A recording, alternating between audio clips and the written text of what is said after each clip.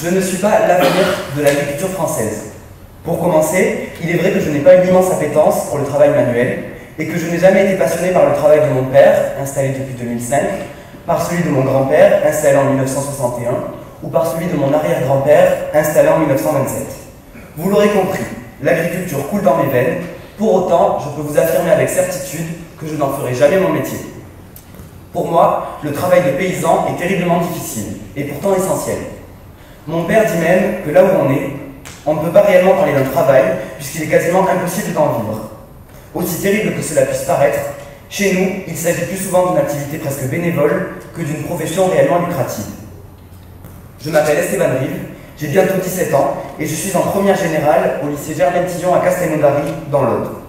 Je suis le fils de Félix Rive, le petit-fils de Claude Rive, et l'arrière-petit-fils d'Étienne Rive. Ce nom ne vous dit sûrement rien, mais il a été, parmi d'autres, un des pionniers de la solidarité agricole d'après-guerre et un des fondateurs des mouvements cumains. J'habite à une vingtaine de kilomètres de mon lycée, dans un petit domaine qui s'appelle Phare. C'est une ferme d'une centaine d'hectares dans laquelle vivent aussi mes grands-parents et 3 autres familles de locataires depuis près de 50 ans pour certains.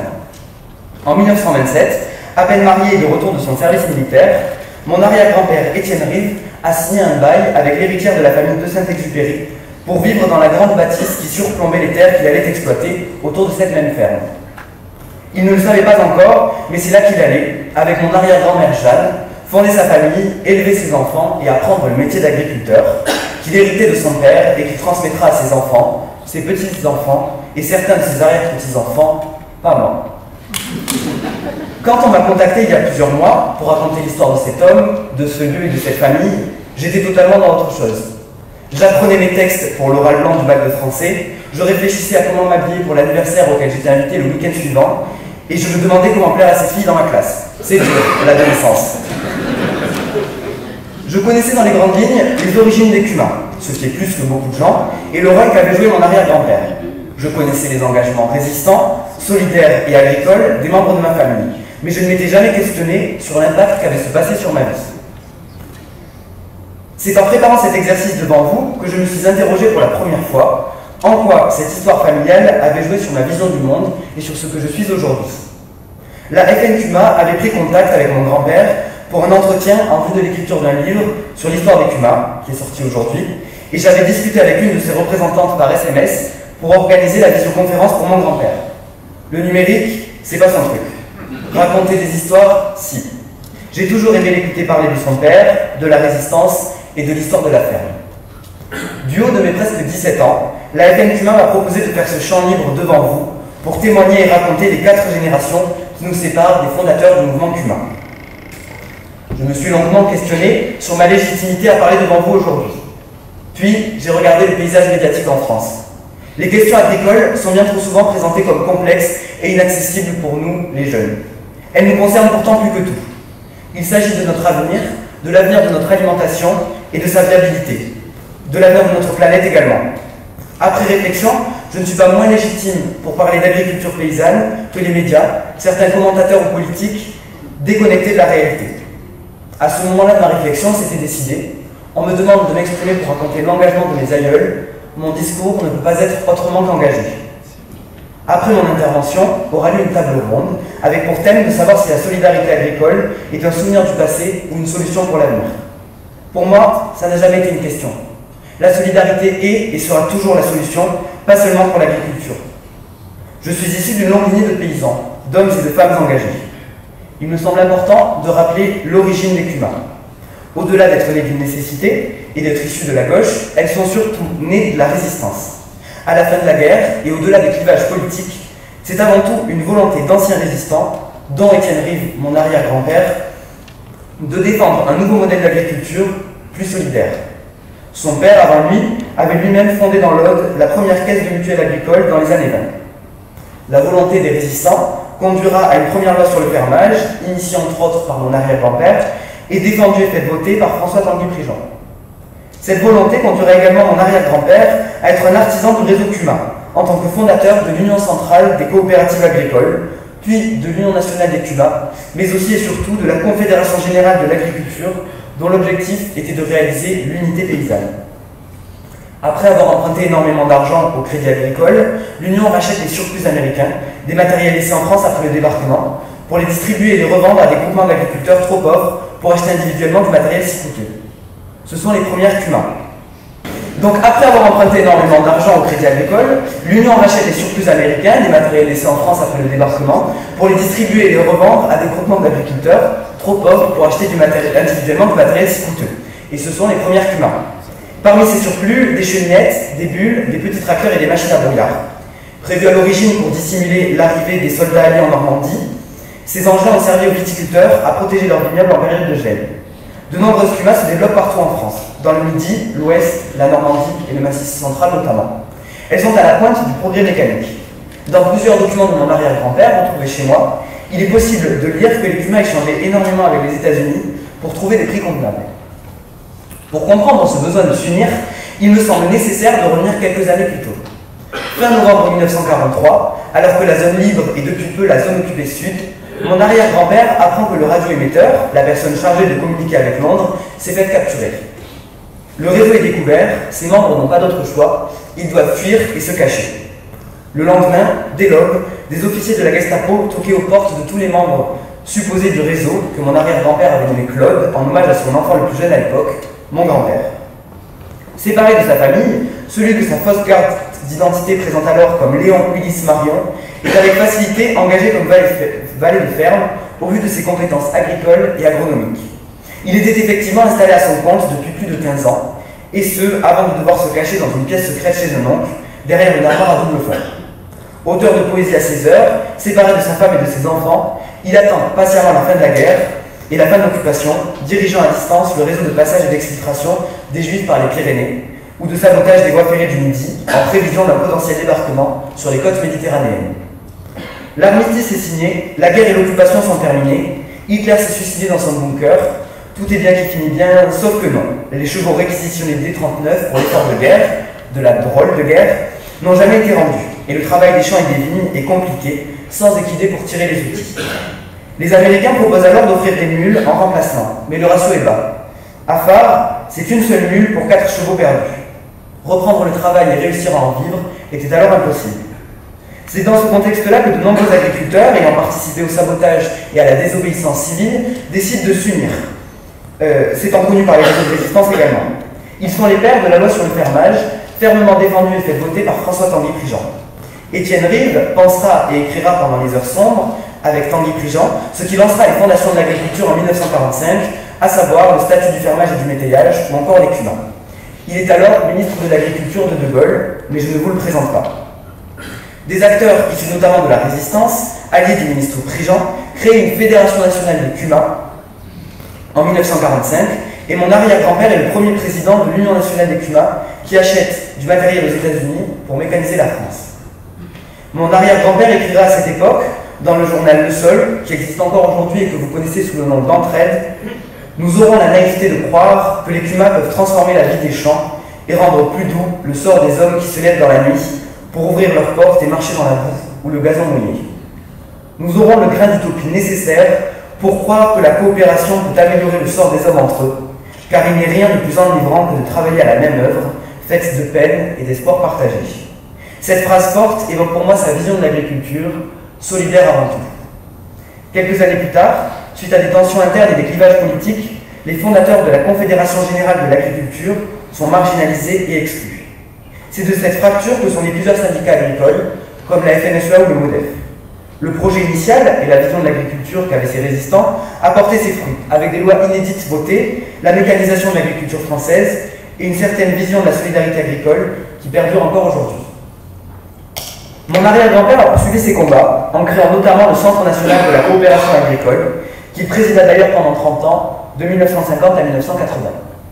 Il refusera la Légion d'honneur et la Croix de la Résistance, ironie de l'histoire, après s'être battu pendant des années pour que tous les membres du réseau qu'il avait dirigé l'obtiennent. Selon son fils, mon grand-père, il considérait qu'on la donnait trop facilement, même à des résistants de la dernière heure. En 1960, il perdra sa femme, mon arrière-grand-mère Jeanne Perronel. Elle s'était occupée de phare pendant des années, jonglant entre la gestion de la ferme et son rôle de mère auprès de ses 7 enfants, permettant ainsi à son mari de s'investir dans ses combats mutualistes, politiques et agricoles. Il écrira à son propos au sujet de la résistance, de sa famille et de la ferme, 3 recueils de poèmes entre 1969 et 1980, dont un qui sera couronné par l'Académie française en 1971. Il quittera la ferme de Fars pour rejoindre les Escoussols, un autre domaine familial, et laissera l'exploitation à son fils le plus jeune, mon grand-père Claude, qui s'y installera ensuite avec ma grand-mère Alberte. Ils feront de ce lieu celui que je connais aujourd'hui. Les aléas financiers et la mécanisation, toujours plus importante, feront partir les ouvriers agricoles, et ils rénoveront les corps de ferme pour en faire des maisons qu'ils loueront plus tard, et parmi elles, la maison dans laquelle je vis aujourd'hui. Selon mes grands-parents, l'agriculture dans les années 80, c'était des luttes permanentes. Quand j'ai tenté de les questionner sur les revendications de ces luttes, leur réponse était floue, et j'ai compris qu'il s'agissait de très larges doléances. C'était un changement global de la société qu'ils réclamaient. Elle, étudiante, et lui, jeune agriculteur en mai 68, c'est une mouvance qui les a poursuivis toute leur vie, et j'en suis fier. Cette volonté de justice sociale, d'égalité pour tous, cette rage de dignité pour les professions agricoles les a poussés à mener de nombreux combats, jusqu'à accueillir du matériel et des étudiants des Beaux-Arts dans le cadre du comité d'action viticole pour créer et installer des affiches dans le but de défendre une meilleure sécurité économique et des droits pour les exploitants. Mais ce n'était pas là leur seule revendication. Ils défendaient également une promotion et une conservation de la culture locale, occitane en l'occurrence, et ils défendaient les droits des travailleurs. Ces idées ont guidé leur vie et les ont poussés à accueillir sous leur toit toujours plus de monde. Mon père et mes tantes me racontent qu'enfant, il ne se passait pas un soir où il n'y ait pas d'autres personnes à table. Des amis, des militants, des personnes à la rue, des intellectuels, des réfugiés, des artistes, des personnes de tous horizons. Vendredi prochain, je passe le bac de français. Au lycée, on nous apprend à définir les termes des sujets dès l'introduction. Un agriculteur est une personne qui existe une profession agricole. Le mot paysan appuie selon moi beaucoup plus sur l'idée d'appartenir à un territoire. Mon père est un paysan. Il exploite les terres qu'exploitaient son père et son grand-père avant lui. Pour moi, un des gros problèmes dans l'agriculture aujourd'hui est justement la disparition de cette idée collective de paysans. Dans une polarisation toujours plus forte, une opposition constante entre écologie et agriculture, il me semble important de rappeler que derrière le paysan, il y a le lieu de vie, le collectif, le respect de la terre à laquelle il tient. Quand la famille de Saint-Exupéry, en 1981, a décidé de vendre Fars, la ferme dans laquelle je vis, c'est cet attachement qui a poussé mes grands-parents à remuer ciel et terre pour monter un groupement foncier agricole. Mes grands-parents s'étaient battus, syndicalement, pour combattre les GFA financiers, qu'ils considéraient comme un moyen de donner la main mise aux banques et aux financiers. Dos au mur, apprenant la volonté des propriétaires de vendre, ils ont décidé, avec d'autres, de s'unir pour faire face à l'adversité. Ici encore, c'est la solidarité qui était motrice. Ils ont fait appel à leurs amis, leurs familles, des amis de leurs amis, pour réunir assez de fonds, se regrouper et acheter l'ensemble des terres de Fars, 115 personnes que l'on nomme encore aujourd'hui porteurs originels. Parmi eux, d'autres agriculteurs, des militants, des enseignants, des personnes de tous horizons et quelques pasteurs. Pour faire face aux difficultés, tout en restant fidèles à leurs convictions et à leurs combats, c'est un GFA mutuel qu'ils ont monté avec un principe simple, une personne, une voix. Ainsi, les banques avaient autant de pouvoir que n'importe quel porteur de part dans la prise de décision. J'ai toujours apprécié l'Assemblée Générale du GFA, tous les ans lors du dernier week-end de septembre. C'était un moment agréable, plein de cousins et d'amis venaient à Fars et ma grand-mère cuisinait un bon repas. Ce même esprit qu'on retrouve également dans les Cumas. J'y ai vu concrètement la solidarité et l'entraide. L'Assemblée Générale du GFA a toujours été suivie de l'Assemblée Générale d'une autre association, Graines de Fars. Oui, chez nous, on ne fait pas les choses à moitié. À la base, certains porteurs de parts, en soutien pour le fermier, refusaient d'encaisser leur chèque, dans un souci de comptabilité, et puisqu'ils étaient quand même obligés de payer d'un point de vue légal, mon grand-père a proposé aux personnes ne souhaitant pas recevoir d'argent de les reverser à cette association. La cagnotte récoltée est alors redistribuée pour réaliser un projet en milieu rural. En 2005, mon père s'installe à Fars et exploite les terres de la ferme dans laquelle il vit depuis toujours. En reprenant les fermes de son père, il a aussi repris les parts que mon grand-père possédait dans une autre Cuma, fondée avec son frère de nombreuses années plus tôt. Voyant les investissements de moins en moins importants, il propose aux adhérents de se réunir et de faire rentrer du monde. Ma famille m'a inculqué l'ouverture aux autres, qui est un principe cher à mes yeux. C'est ce qui a guidé également les engagements de celles et ceux qui font que je suis là, ici, devant vous aujourd'hui. Je viens de l'Aude, le département où Sandrine Rousseau a gagné il y a un peu plus de 2 mois son procès contre un viticulteur, qui en juin 2023 lui avait demandé d'aller faire la soupe en l'insultant violemment. Cet agriculteur, accompagné de tout un cortège, protestait contre certaines positions des écologistes, qu'il considérait comme criminelles. Cet agribashing dont il se sentait victime est une preuve des difficultés et de la réticence que rencontre le monde agricole au changement. C'est ce genre d'image et d'actualité auquel ma génération est exposée quand il est question d'agriculture. Le changement climatique n'est plus à prouver. Et d'ici peu de temps, si l'on ne fait rien, la production agricole en France sera impossible. Sécheresse, inondations, pollution des sols, des terres et du vivant, là aussi, la solidarité et l'entraide sont la solution. Travaillons ensemble pour évoluer et changer vers une agriculture plus responsable et plus vivable. Permettons un changement de tous, de toute manière inévitable. Refusons collectivement l'opposition systématique entre agriculture et écologie et soyons acteurs d'un changement nécessaire. Je suis issu d'une longue lignée de paysans.